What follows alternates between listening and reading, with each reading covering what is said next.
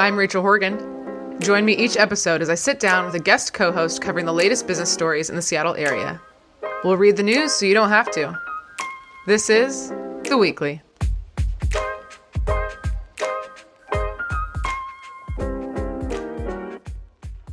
Okay, we are back with The Weekly. I do just want to say, I know I shouted out my audio engineer, Nick, last episode, and then I proceeded to have the incorrect settings. So then it didn't sound very good. So that wasn't Nick's fault. That was definitely my fault. But we're learning each time. Hopefully this one sounds a little bit better. But anyway, I am in a new location today. I'm actually in downtown Seattle. And that's because I'm with the President and CEO of the Downtown Seattle Association, Jon Scholes. Hi, Jon. Hello, Rachel. So I don't know I think we met towards the beginning of my time at PSBJ, but I have a vivid memory of you speaking at a virtual event. This is during COVID. You're virtual, and I'm behind the scenes as the events person, and I'm monitoring the chat. And every time you spoke, the chat blew up, and it was like, Jon for president, Jon for mayor. We love Jon. So you're well liked in this community and held in high regard. So I'm so grateful that you took the time with me today. I'm pleased to be with you. Thank you for the invitation.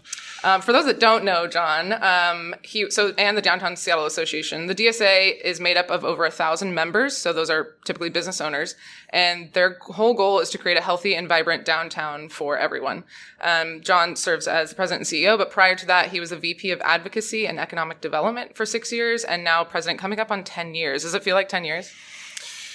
Some days yes, and some days no. It feels like kind of just yesterday. It's time is warped. Yeah. In this world, in this work, I think. Yeah, absolutely. And in addition to that, you serve on the board of Visit Seattle, the International Downtown Association, Downtown Emergency Services Center. And then in your spare time, you're also hosting a podcast called Seattle City Makers that we're going to talk a little bit more at the end of the episode, but it's a great podcast. So you've got your hands full. You're a little bit busy. It's all fun stuff, though. That's true. All fun stuff. That's true. Well, before we get into the news, I just listed off your experience, and all of it has so much to do with downtown Seattle. Why are you so passionate about making downtown a good place to be? I love cities, urban places. Downtowns are places that provide experiences you can't get anywhere else. It's where big decisions are made, where commerce takes place, and cities and downtowns shape the brand and identity of a region. They're economically efficient. They're everybody's neighborhood. So I've just always had this love of urban places and the energy of them. And I got to take a trip when I was a kid through Boston, New York, DC, Philadelphia to sort of learn the history and be in those downtowns. And I just remember being in awe of the energy of all those places and all the history and all the decisions that continue to be made there. And have always loved cities and wanted to play some role and try to influence good things to happen. Well, you definitely are. And you're also living and breathing it because you live downtown. Is that right? Yeah, we've lived downtown since 2012, I think it was. And so I've raised my kids, who are now 14 and a half, twins, Parker and Avery, a boy and a girl, in downtown. So it's been fun to watch them grow up in this urban place. And now as 14-year-olds, they're taking the train, taking the bus on foot. They're just making use of this neighborhood. And I don't know where they are half the time. Yeah. So it's great. All right. Well, we've got 5 stories. I'm kind of liking doing 5 stories. It feels like the right amount, but we'll keep playing around with it. First one is UW is breaking ground for a basketball training facility. Then we've got Zulily getting acquired. We'll go into the State of Downtown recap, which was your event last week, which is so perfect that you're here.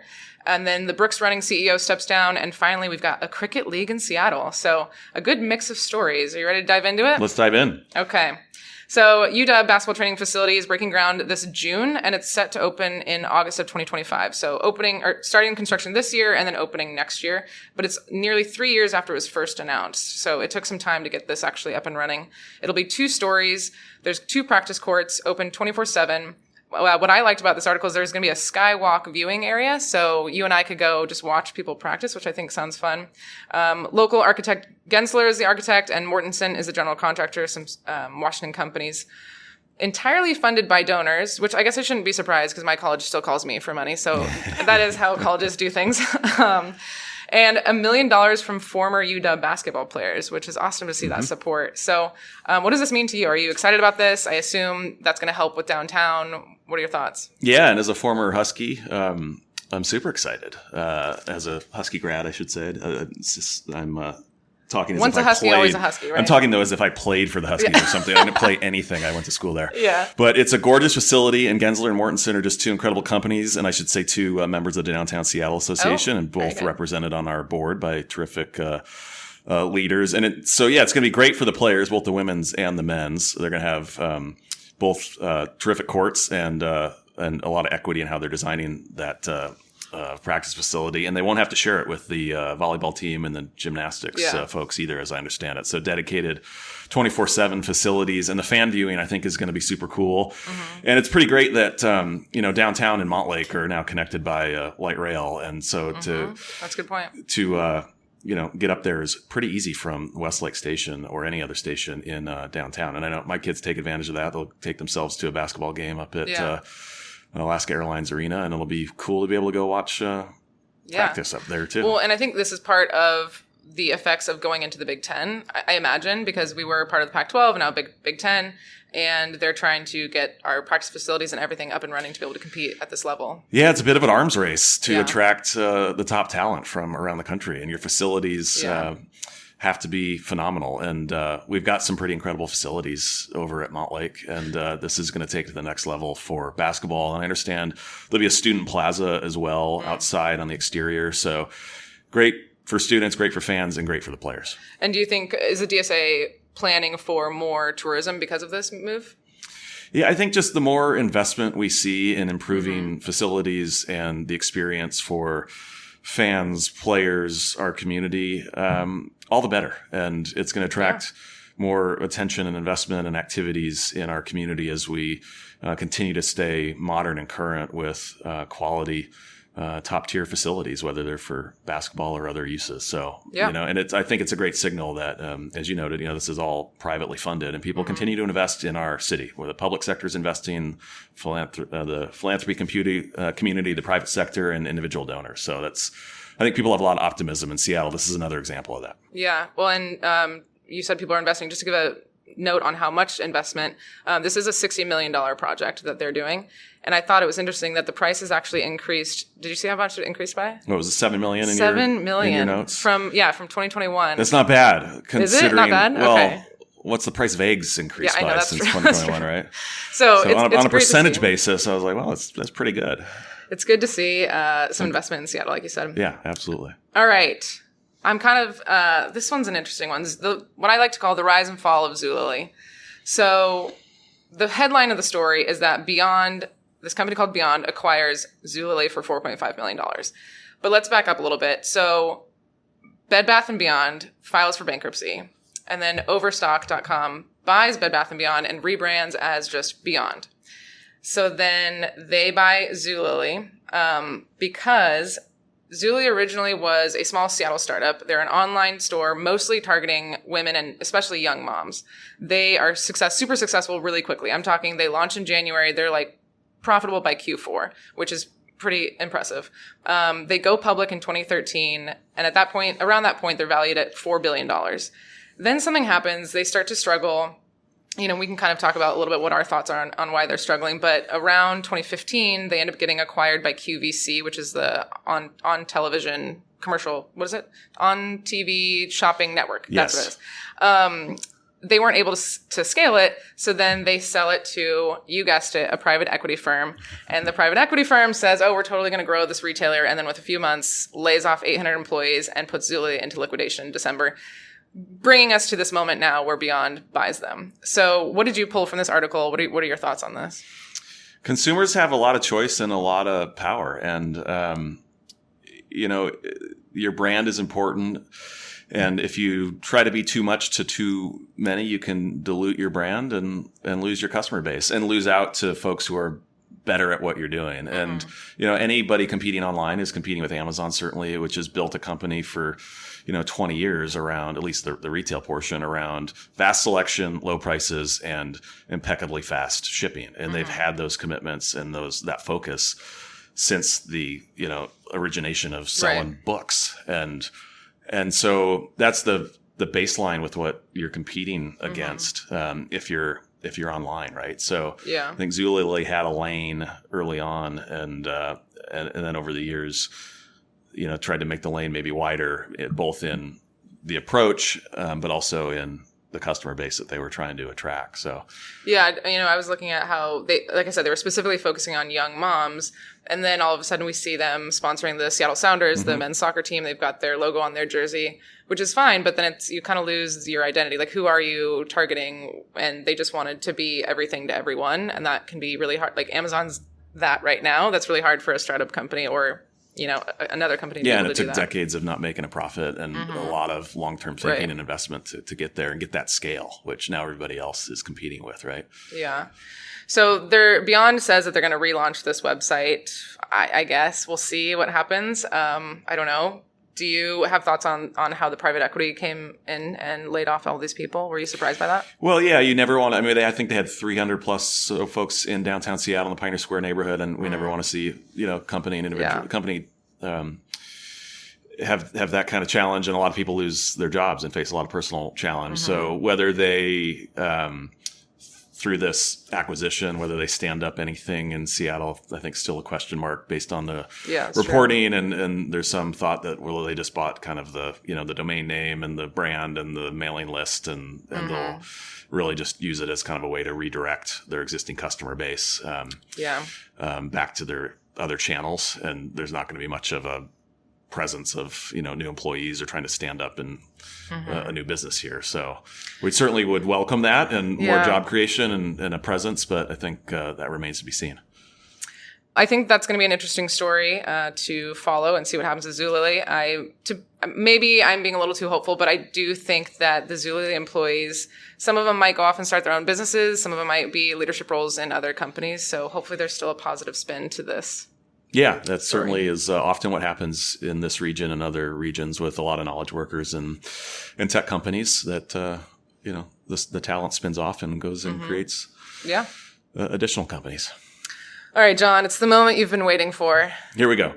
So you hosted an event, what was it, over 1,000 people last week? Our State of Downtown, yeah. We had about 1,150 or so at the New Convention Center Summit Building. Gorgeous facility. Yes, very much so. I had the pleasure of being there myself. It was a very well attended and very well run event, of course. So something happens to me when I go to a DSA event. I have to tell you, when I'm at home, I love working from home. I think it's great. And when people are like, oh, we have to go back to the office, I'm like, oh, I know, for the higher up because they want to. And I'm just all about work. My last job made me come in 4 days a week and I wasn't having it. Then I go to a DSA event and I'm like, you know what, you guys, it's really important that we bring the officers back downtown. Like, bring the workers to the office. We need a thriving downtown. I was like fully buying into it. So I feel conflicted on this issue sometimes, but you do a really good job about explaining the kind of full circle of why this is important to bring people downtown. So, the Seattle City Council President Sarah Nelson made it clear that she was talking a little bit more about bringing workers downtown. I found it interesting that your speech was focused a little bit more on the amenities of downtown and bringing local people downtown. Why was that your focus? Well, we've talked a bit about the importance of the office, and we've certainly made our perspective known there. And I don't have any illusion that most folks want to be back in the office 5 days a week, or that's where we're going to end up, or that we can affect the decisions of employers. There's lots of variables that they're wrestling with, but we've certainly held up the fact that there's a lot at stake here when it comes to the economic landscape of downtown and the fate of small business if we have fewer office workers back. So we still think it's really important to the future of downtown that we have a strong employee base.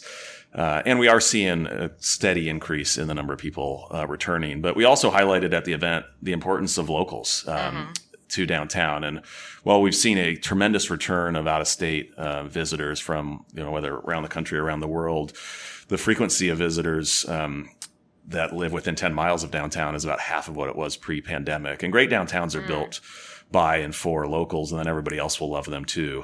And so we've not seen the same recovery of locals coming back for restaurant and retail visits as out-of-state visitors have. And those locals are visiting other entertainment and retail destinations in the region at about the same frequency that they were pre-pandemic. So Bellevue Square and U Village and Alderwood Mall are about back to where they were as far as the number of annual visits on average from a local But they're just not going downtown. But they're not coming downtown as often. And is that one of your big focuses for 2024? Yeah, it's got to be, right? I think the 50-yard line, First and Main, the traditional retail core of downtown is so important for so many reasons. It's where we've got a number of arts and cultural institutions, Pike Place Market, great Nordstrom flagship.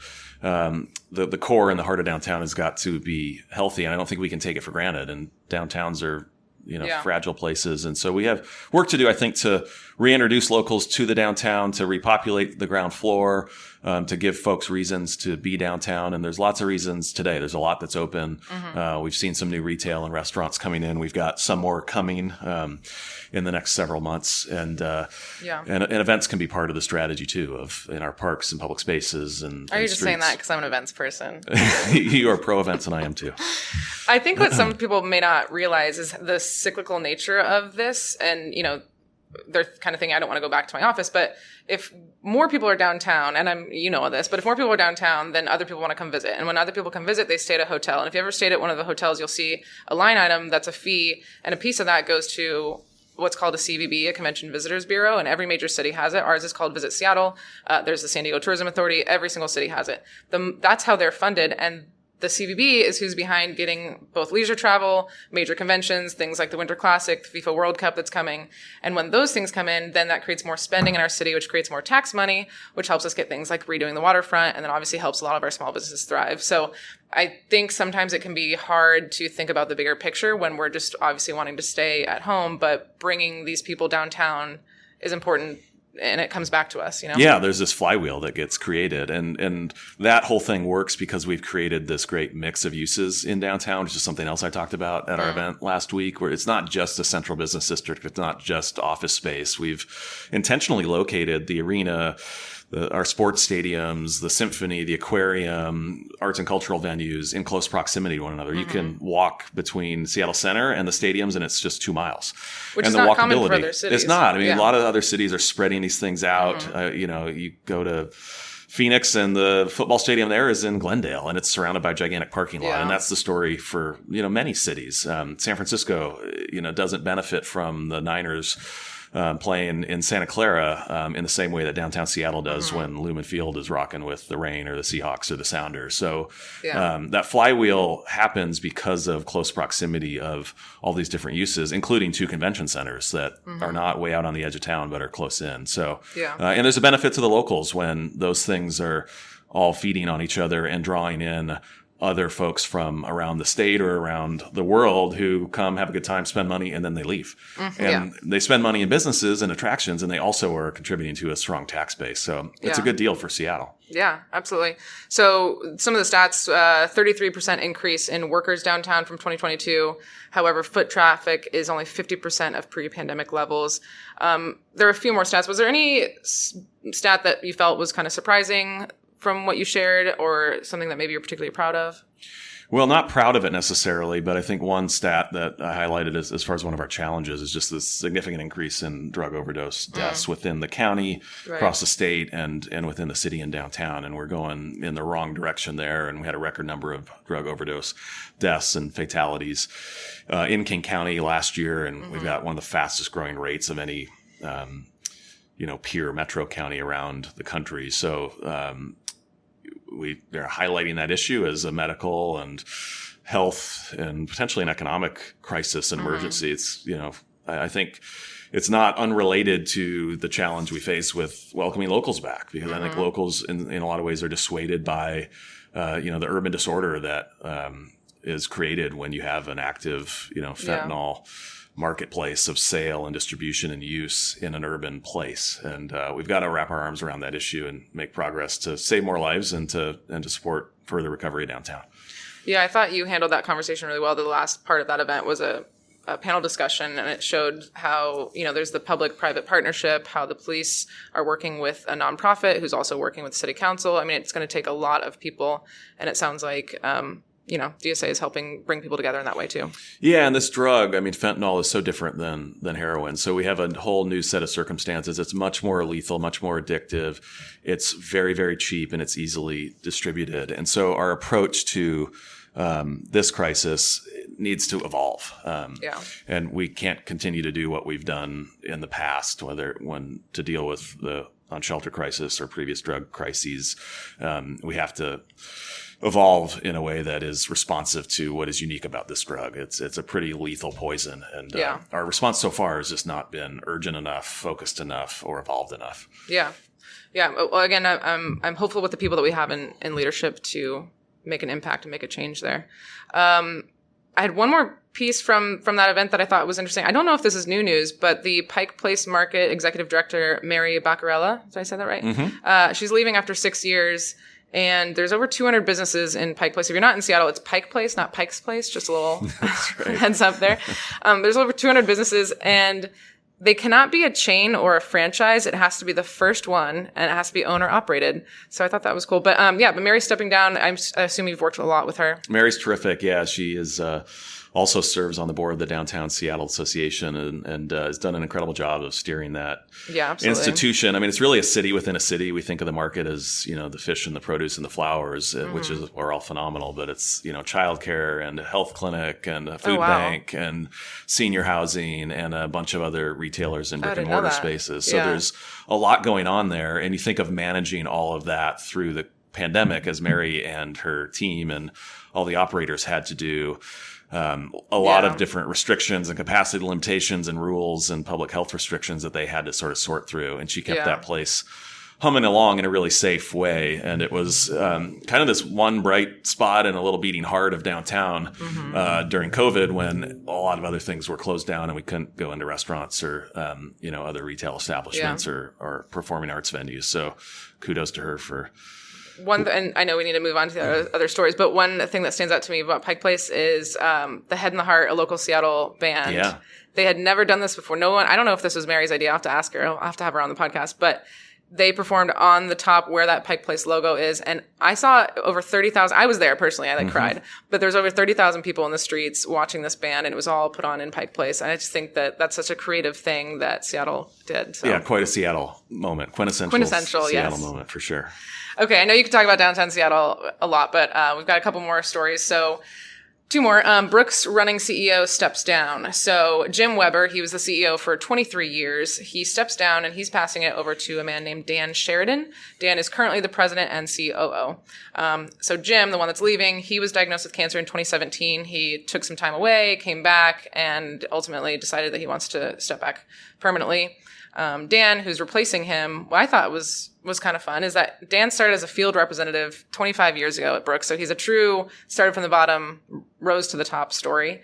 To me, when I read this article, I think about succession planning. So as I mentioned in the beginning, you've been here for 10 years. Do you think about succession planning and who's going to take over, and what are your thoughts on that? Are you trying to move me along, or have you heard something from the board? Yeah, so...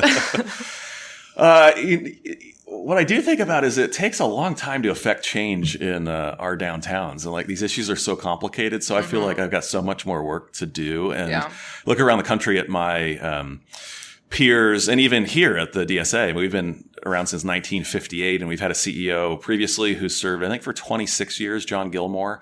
And then the CEO prior to my appointment in 2014 was Kate Jonkus, who was here 20 years. And and I look at Philadelphia, Paul Levy, who just retired as the head of the Center City District, our sort of sister organization in Philly. He started that organization, I think, in 94.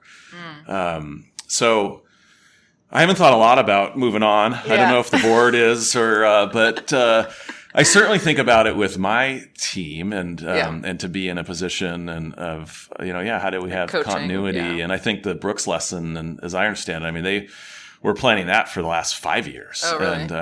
And Jim working with Dan to really help him understand all aspects of their business and the strategy and be deep into the culture and so They had their act together in being prepared for Jim's departure after 23 years. I go back and forth about this idea of is it better to bring in an outside CEO or an outside leader or promote from within? I think back in the day we used to do a lot more promoting from within. That was just the culture that we were in, and now not as much. I've had positive and negative experiences with it. I think I worked at a company where a lot of people didn't leave and there was not this creativity of thought. But then I've also had situations where somebody comes in and is like, well, this is how we did it at my job. And I'm like, oh, whatever.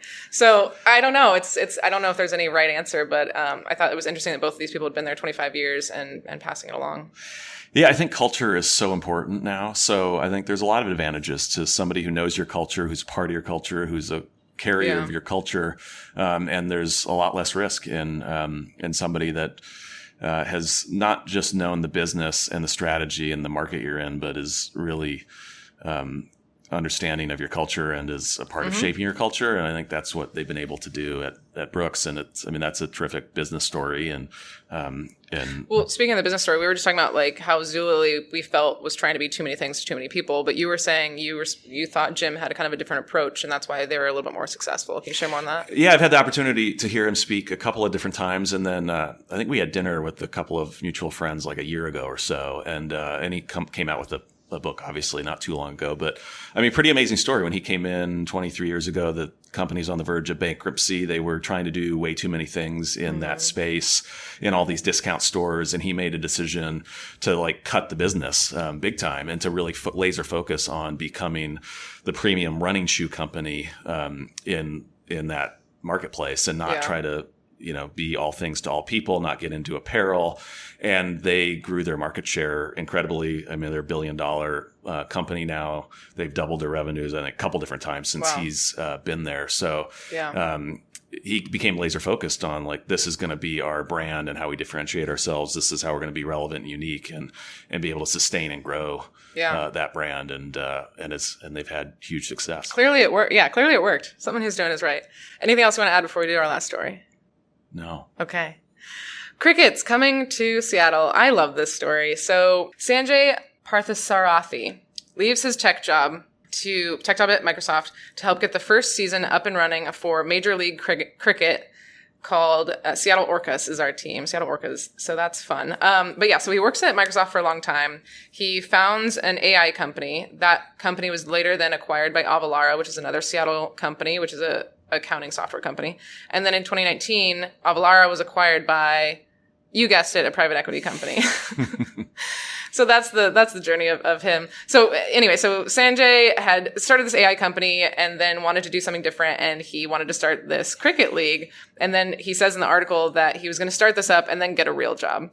But it sounds like I'm not sure if that's going to be happening because he's kind of wrapped up in this. But they've got big investors. The Microsoft CEO is involved. Madrona Venture Group, a big investor group here, is involved. It seems to be going well. There's 6 teams in the league: Seattle, Texas, New York, LA, San Francisco, and DC. And when I read this, I've heard of cricket, but I don't know how popular it is. It's the second most popular sport behind soccer. Did you know that? Only because I did some studying for this podcast. Yeah, I knew that yesterday when I read this article. So they're hoping to have games in the area in 2025. So I'm curious your thoughts on why do you think Seattle's a good place to start something like this, and how does that affect the DSA's mission? Well, Seattle's just a phenomenal sports town and has been for quite some time and punches above its weight. And you look at when the Sounders entered the MLS, I mean, we had 40,000+ fans at the first match and then set the attendance record that first year of the season. And I think more since then. You look at when the Kraken announced the expansion team, we had 30,000+ folks who signed up immediately for season tickets and set a record in the NHL. So this is a sports town, and I think an underappreciated sports town by East Coast media and others that maybe have a bias for what's going on that side of the country and forget about us up in the far left corner. So I think the city's going to respond well to this. I've got a lot to learn about cricket, as I still do about hockey, but I